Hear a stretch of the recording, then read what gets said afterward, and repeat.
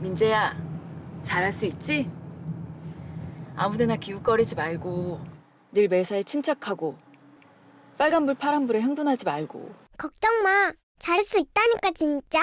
시작이 어려운 주린이가 걱정되신다면 대한민국 주린이집 이베스트 투자증권.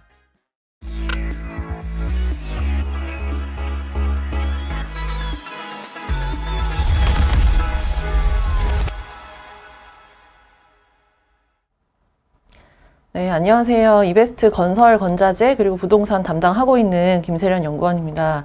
오늘 이제 아주 오래된 소문이라는 제목으로 자료가 나와서 좀 말씀드리려고 하고요.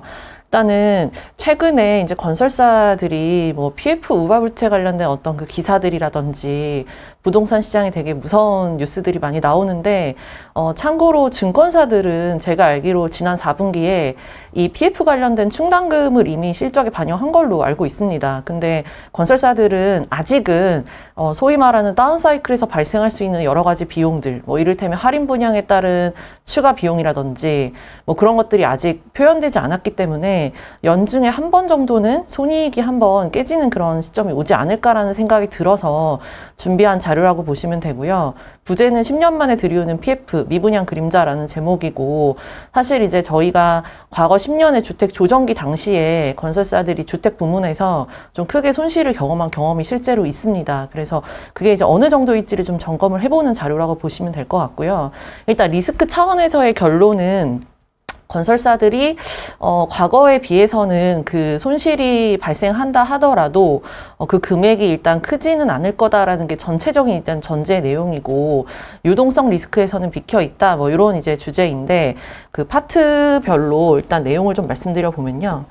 일단은 파트 1에서는 제가 이제 이 건설사의 부회부채인 PF 채무보증에 따른 우발부채가 어느 정도 되고 이제 어떻게 되는지를 좀 정리를 했고요. 그리고 이제 파트 2에서는 저희 자산에서 못 받은 돈들, 미수금과 장기 대여금 이런 것들이 이제 어느 정도인지를 좀 스크리닝을 해봤다, 이렇게 보시면 되겠고, 파트 3에서는 이 파트 1과 2를 합쳐서 이 하방을 가정한 소위 말해서 스트레스 테스트 뭐 그런 거를 좀 진행을 해봤다, 이렇게 보시면 될 것 같고, 일단은 종목으로는 현재 이 테스트를 통해서 보면은 DLENC가 가장 이제 주가의 어떤 락바텀을 보이는 상황이다, 이렇게 보시면 됩니다. 파트 4번째에서는 주택 업황 관련된 간단한 리뷰를 넣었고요. 시간 관계상 제가 키 차트 위주로 오늘 좀 설명을 드리도록 하겠습니다. 자세한 내용은 보고서를 참고해 주시고요. 일단 이제 아이디어의 출발은 이렇습니다. 저희가 건설사들이 앞으로 부실이 얼마나 일어날지, 그 다음에 다운사이클에서 유관된 비용이 얼마나 들어갈지를 사실 가정하긴 되게 어렵지만, 저희가 보통 건설에서 밸류에이션을 BPS로, 순자산으로 밸류에이션을 하게 되는데, 이 BPS라는 것도 결국은 우리가 자산이라는 항목에서 혹시 잠재 부실로 인해서 자산 가치가 떨어진다면, 혹은 우발 부채로 인해서 부채가 올라간다면 사실은 이 자산의 가치는 좀 내려가야 되는 걸 수도 있다 보니까 이제 이거를 한번 알아보고 싶다라는 취지의 자료라고 보시면 되고요. 그렇다 보니 소위 말해서 이 자산 가치의 과대 계상을 좀 경계해보자라는 취지의 자료다, 이렇게 보시면 되겠습니다. 일단 그럼 이 잠재 부실을 어떻게 정의하고 밸류에이션을 어떻게 깎을 건지에 대해서 제가 자료에 3가지 스텝을 통해서 한번 진행을 해봤고요. 스텝 1에서는 그럼 도대체 이 부실 자산이라는 거 우리가 어떤 기준으로 스크리닝을 할 거냐. 그래서 일단 부실 자산을 스텝 1에서 정의를 했습니다. 일단 여기서 제가 선정한 부실 자산은 미수금, 공사했는데 못 받은 미수금, 저희 이거 다트 들어가시면 건설사들 이제 별로 주요 현장에 대한 공사 미수금과 미청구 공사 미수금이 이제 분류가 되어 있거든요. 그거 기준. 못 받은 돈. 그 다음에 두 번째는 시행사에 빌려줬는데 못 받았을 확률이 높은 대여금, 오래된 대여금. 그리고 그다음에 재고자산에 있는 재고주택. 건설사의 재고주택이라는 거는 안 팔려서 내가 재고로 떠오는 주택이다 보니까 이 미수금, 대여금, 주택 요렇게는 일단 부실한 자산이다, 부실화가 될 확률이 높은 자산이다, 요렇게 좀 정의를 해봤고요. 스텝 2에서는 이 부실 자산이 만약에 100이라고 하면 이게 전부 다 손실이다, 이렇게 보는 거는 너무 비관적인 추정이기 때문에 이 100을 어느 정도 할인할 건지에 대한 할인율 를 가정을 했다고 보시면 됩니다. 다 제 가정이고요. 이 할인율을 산정하는 거는 크게는 2가지, 넓게는 3가지로 일단 정의를 했고, 얼마나 깎을 거냐의 첫 번째는 주택 비중입니다. 전체 매출에서 주택 사업의 비중이 높으면 일단 할인율이 높도록 선정을 했고요.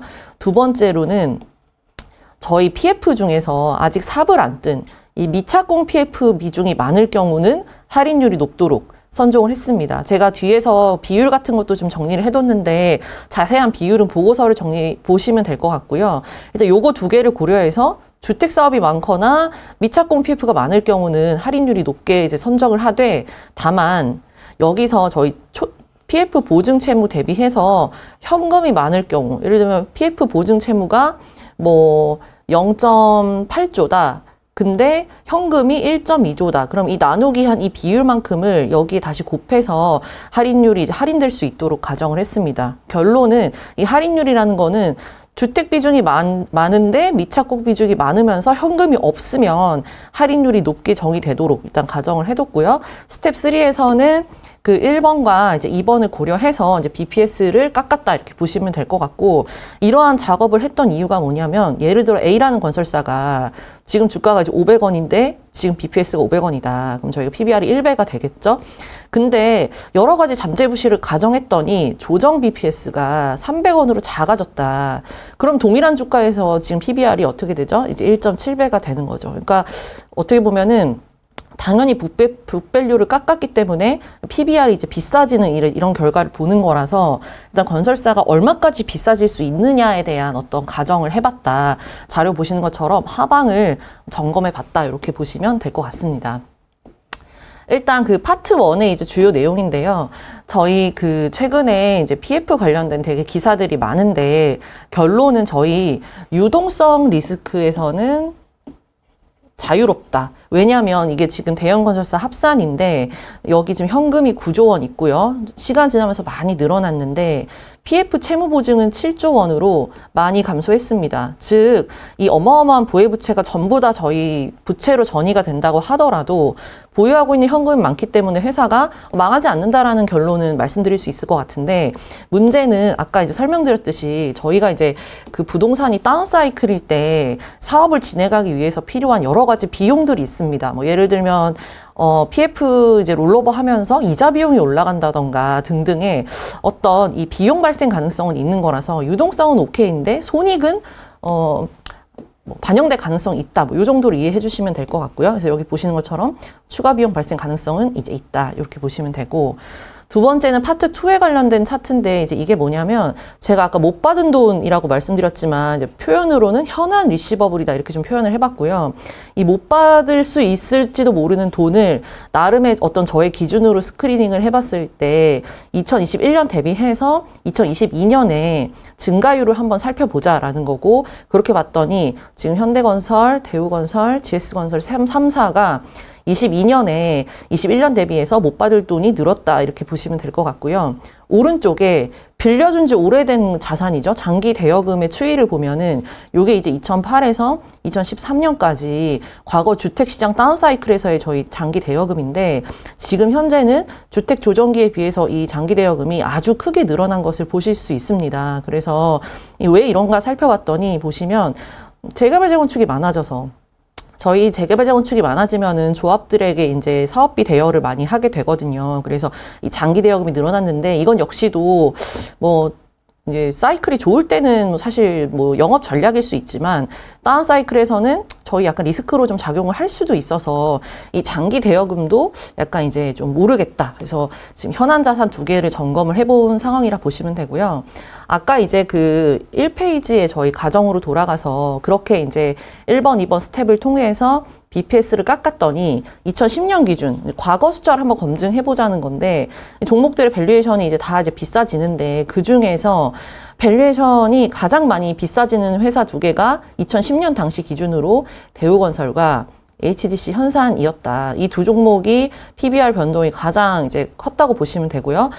실제 수익률로 검증을 해보자면 2010년부터 이제 주가를 볼 때 11년까지 주가를 볼 때 하필이면 이 두 종목이 실제 주가 수익률 측면에서도 이제 피어보다는 조금 언더하는 모습을 좀 확인을 했다. 그래서 요거 해보는 거는 의미가 있겠다라는 거고요.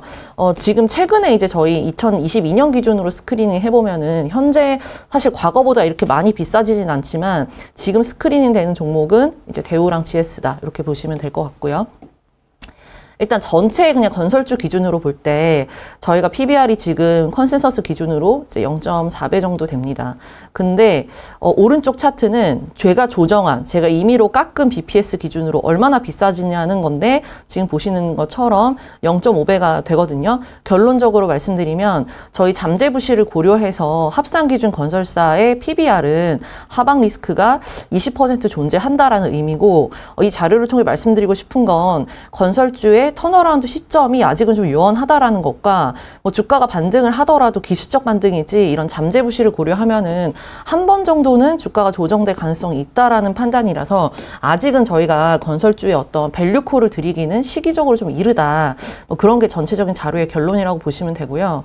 여기부터는 이제 그 파트 4에서 주택 업황 리뷰와 관련된 그런 차트들인데요.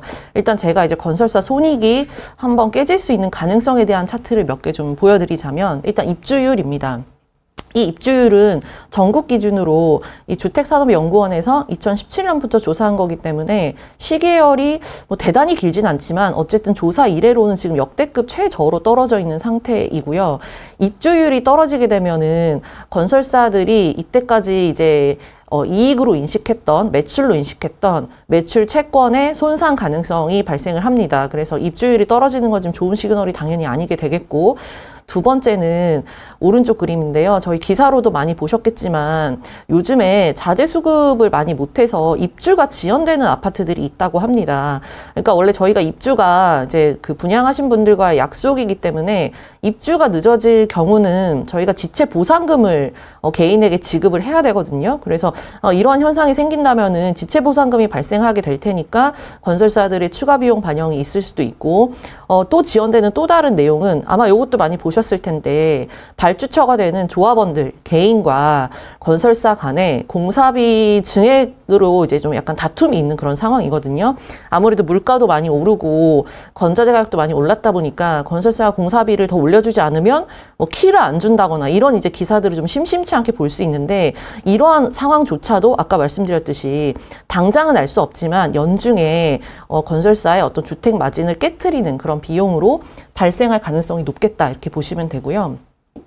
그나마 이제 긍정적인 이제 내용을 좀 찾아보자면, 저희가 이제 올해 기준으로 분양을 각자 이제 목표치가 이제 있는데, 당연히 이제 예전보다는 분양을 다 적게 하겠다고 발표를 한 상황이긴 하지만 이거를 달성할 수 있느냐라고 보면 제가 볼 때는 달성하는데 무리가 없을지도 모른다.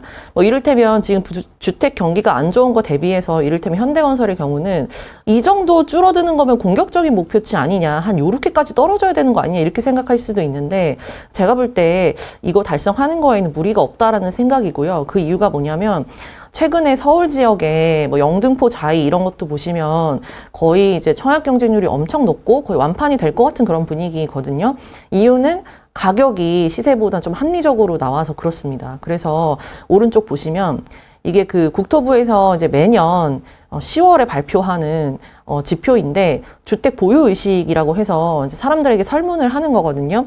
내 집을 마련해야 되느냐에 대한 응답인데, 이게 보면은 저희 주택 그 소위 말하는 그 문재인 정부 때 사이클 지나면서 전 연령대에서 아주 큰 폭의 상승, 특히 40대 미만에서 좀 많은 폭의 상승을 보였습니다. 그래서 이게 21년까지밖에 아직은 조사가 안 됐고 22년 거는 올해 10월에 이제 발표가 되겠지만, 뭐 여기서 만약에 이게 떨어진다고 하더라도 여기서 뭐 이렇게 떨어지겠냐라는 거죠. 그래서 결론은 사람들의 이 주택의 보유의식이 너무 많이 자극이 됐기 때문에 분양가만 좀 합리적으로 산정이 된다고 하면 건설사들의 분양 실적은 무난하게 달성할 수 있지 않을까, 그런 생각이 들어서 좀 긍정적인 부분도 있다, 이렇게 설명드리고, 그래서 결론은 일단 자극된 주택 보유 의식을 고려할 때 분양이나 혹은 거래량 이런 거는 단기에도 우리가 회복을 아마 볼 수 있지 않을까, 그런 생각은 드는데, 문제는 이제 가격인 거죠.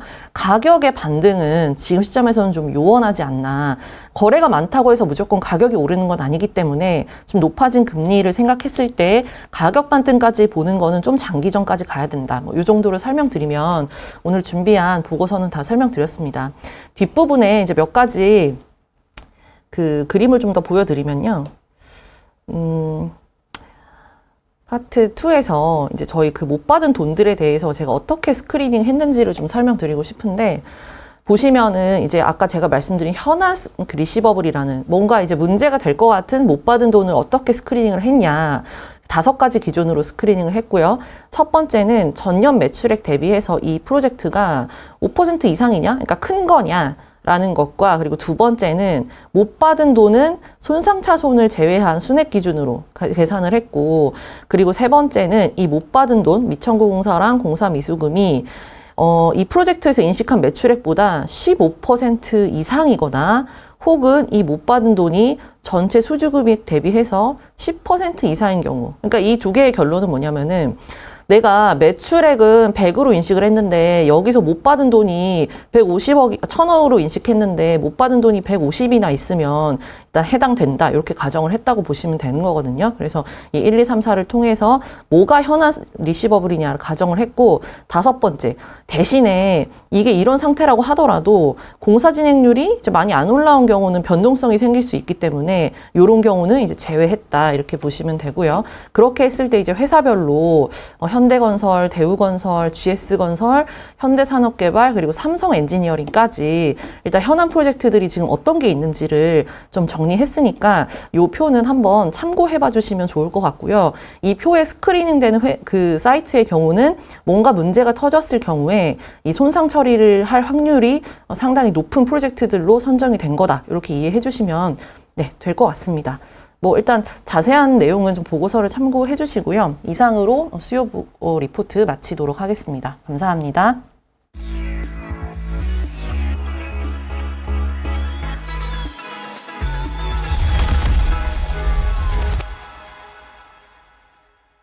친구들은 아무거나 막 주워 먹지? 파란불 빨간불에 흥분하지? 친구들 따라서 우르르 몰려다니지? 시장이 어려운 주린이가 걱정되신다면 대한민국 주린이 집 이베스트 투자증권